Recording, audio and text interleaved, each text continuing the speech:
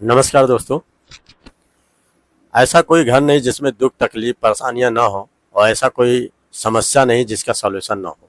लेकिन किसी को कोई समस्या अगर सर से लगा लिया जाए, सोच कर परेशान हुआ जाए तो परेशानियां बहुत बड़ी लगती हैं, जिसका निस्तारण भी नहीं हो पाता है। लेकिन दोस्तों, अगर किसी चीज़ को अगर दिल से अगर सही से सोचा जाए तो हर समस्या का समाधान है। अगर जल्दबाजी में कोई भी उठाया कदम जो है गलत भी हो सकता है और गलत हो ही जाता है। आनन फानन में कोई बहुत बड़ा फैसला नहीं लेना चाहिए। इसमें एक तरीके से एक दंपति जो है उनकी जो है संदिग्ध तरीके से मौत हो जाती है और मौत में जो है पूरा गांव भर आनन फानन में सोचता है कि आखिर इस तरीके से घटना, इसकी बेदर्दी से कौन हत्या कर दिया है, इसके आगे किसका कौन कौन इसमें शामिल है। ये दोस्तों सुन के जो है सब भौचक्के हो जाते हैं। किसी को समझ में नहीं आता कि आखिर ये क्या हुआ है। तो आइए दोस्तों, आपको विस्तार पूर्वक ये कहानी सुनाते हैं। ये कहानी आप लोग को कैसी लगी, लाइक शेयर कमेंट जरूर करिएगा और बताइएगा कि ये कहानी कैसी लगी। और ये दोस्तों कहानी है उत्तर प्रदेश के कानपुर के मंगलपुर थाना में। मंगलपुर थाना वहीं रहता है, उसी के थोड़ी दूर पे एक मनकापुर गांव होता है, उसी के आसपास की ये कहानी है दोस्तों। एक जसवंत होते हैं, वो उनके खेत अपने जाते हैं, सुबह सुबह का टाइम होता है और खेत में जब जाते हैं तो वहीं पे देखते हैं कि एक गाड़ी पे जो है एक लाश पड़ी हुई है और लाश लाश के ऊपर गाड़ी गिरी हुई है। वो जाता है, उसको पास से देखता है और जब देखने के बाद देख के बिल्कुल हैरान हो जाता है कि अरे ये तो हमारे गांव के ही जो है गांव के ही गुता है। कह रहा है अरे ये तो मेरे गुरुचरण है, जो हमारे गांव का ही है, इसकी संदिग्ध तरीके से किसने हत्या कर दी है।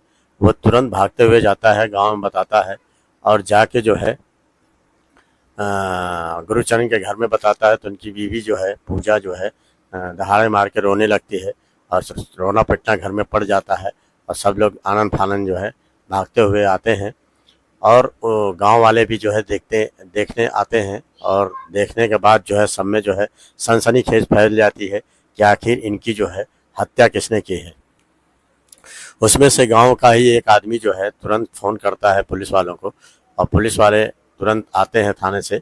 और आने के बाद जो है पुलिस जो है देखती है तो गाड़ी पे जो है जो लाश पड़ी होती है उसमें देखते हैं तो काफ़ी चोटें लगी होती हैं उसको। और चोटें लगने के बाद जो है देखते हैं कि तुरंत कि वो जो है पूरे कपड़े वपड़े भी उसके फटे होते हैं, खून से ललवान होता है। तो वो सोचते हैं कि कहीं हो सकता है कोई गाड़ी से एक्सीडेंट हुआ है, इसकी वजह से ये जो है यहाँ पे जो है इसकी मौत हुई है।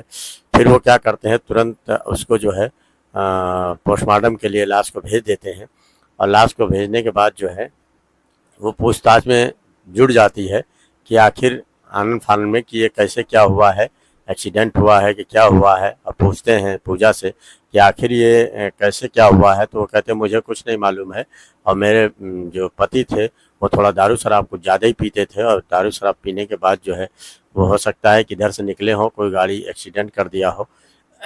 तो उस पर से जो पुलिस को पूरी तरीके से मालूम भी नहीं रहता है, कुछ बोलते भी नहीं हैं और कि आखिर क्या है, इसके खिलाफ कोई वो भी नहीं रहता है, क्लू भी नहीं बचता है कि आखिर किसी से पूछताछ करे।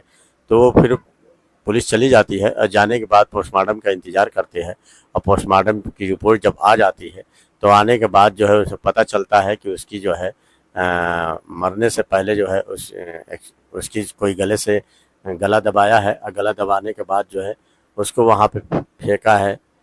तो वो पुलिस पूरी सख्ते में आती है, आने के बाद पूछताछ करती है और पूछताछ करने पहुँचती है तो वो जो पूजा होती है वो बताती है कि मेरे पति जो है बहुत दारू शराब पीते थे और पीने के बाद उनका रवैया कुछ अच्छा नहीं था।